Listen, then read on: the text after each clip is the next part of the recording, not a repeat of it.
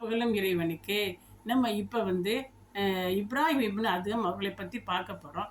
இவங்க வந்து மிகப்பெரிய அரசராக இருந்து பின்னால் துறவியாக மாறினவங்க.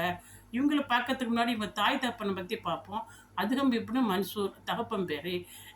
இவங்க வந்து உமர் அலி எல்லாம் வழி வந்தவங்க. இவங்களும் காட்டில் துறவியாக தான் இருந்தாங்க. காட்டில் துறவியாக இருந்து அல்லாஹ் வணங்கிட்டு இருக்காங்க. அப்போ வந்து ஒரு அசரீடு குரல் கேட்குது. நீங்கள் ரசூல்லா வழிமுறை பின்பற்றி திருமணம் செய்யலையா, காட்டிலே தங்கிட்டீங்க அப்படின்னு குரல் கேட்குது. ஆமாம், இல்லை நம்ம திருமணம் செய்யாமல் இங்கே இருந்துட்டோமே அப்படின்ட்டு நாட்டுக்குள்ளே போகிறாரு.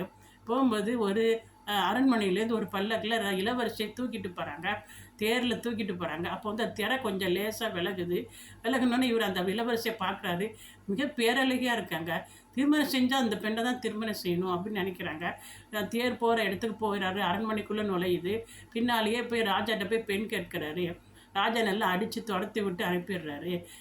உனக்கு என்ன தகுதி இருக்குது அப்படின்ட்டு. மறுநாளுக்கு காலையில் அடித்து திரும்ப போய் பொண்ணு கேட்குறாரு. ஒவ்வொரு நாளும் இதே வேலை அவருக்கு. மறுநாளும் அவங்க வந்து அடித்து துரத்தி விட்டுறாங்க. திருப்பி 3ஆவது நாளும் போய் பெண் கேட்குறாரு. நல்லா அடின்னு அடித்ததில் அவருக்கு மயக்கம் வந்து கீழே விழுந்துடுறாரு சுருண்டு. அப்போ ராஜா நினச்சிக்கிட்டாரு இறந்துட்டார் போல் அப்படின்னு நினச்சிக்கிட்டாரு. அதுக்கப்புறம் இளவரசி அங்கே வர்றாங்க. என்ன நடந்துச்சு அப்படின்னு கேட்குறாங்க. இந்த மாதிரி வந்து ஒன்று அழகில் மயங்கி ஒருத்தர் வந்து பெண் கேட்டார், அடித்து அடியில் இறந்துட்டாருமா அப்படின்னு சொல்கிறாங்க. அப்படியே இளவரசி என்னால் ஒரு நபர் இறக்குறதா அப்படின்ட்டு அவங்களுக்கும் மயக்கம் போட்டு அதிர்ச்சியில் கீழே விழுந்துடுறாங்க. எல்லாரும் இளவரசி இறந்துட்டாங்க போல அப்படின்னு நினச்சி அழுது கடைசியில் அவங்களை அடக்கம் பண்ணுறதுக்கு தூக்கிட்டு போகிறாங்க சவப்பெட்டியில். அதுக்கப்புறம் இவர் வெளியே வந்துடுறாரு. மயக்கம் தெரிஞ்சு வெளியே வந்து என்ன நடந்துச்சு அப்படின்னு கேட்குறாரு. அங்கே உள்ளவங்கள்ட்டெல்லாம் எல்லோரும் சொல்கிறாங்க, இளவரசி இறந்துட்டாங்க அப்படின்னு சொல்கிறாங்க. அப்படியா அப்படின்ட்டு அவங்க எங்கே போய் அடக்கம் பண்ணுறாங்களோ அந்த இடத்த பார்த்துக்கிறாரு. எல்லோரும் போனவுடனே அந்த கபிரிஸ்தானில் போய் அந்த பெண்ணை வந்து தோண்டி எடுத்து தோளில் போட்டு தூக்கிட்டு வராரு. தூக்கிட்டு வந்தார். நான் திருமணம் செய்யணும்னு நினச்ச பெண்ணு இறந்து போகாது, எப்படி உயிரோடு தான் இருக்கும் அப்படின்ட்டு நினச்சிக்க.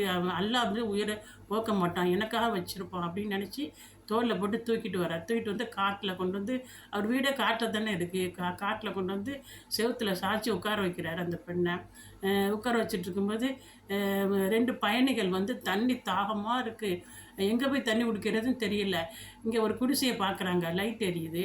சரி அங்கே போய் நம்ம தண்ணி கேட்போம் அப்படிங்க வந்து தண்ணி கேட்கறதுக்காக வர்றாங்க. வந்தவுடனே அதுவும் தண்ணி எடுத்து கொடுக்குறாங்க. இதன் தொடர்ச்சி வந்து நம்ம அடுத்த பாகத்தில் பார்ப்போம். இது முடிஞ்சவரை இப்ராஹிம் இப்னு அதுகம் அவங்களோட சரித்திரம் வரும். இது ஒரே இதில் சொல்லி முடிக்க முடியாது. அஸ்ஸலாமு அலைக்கும்.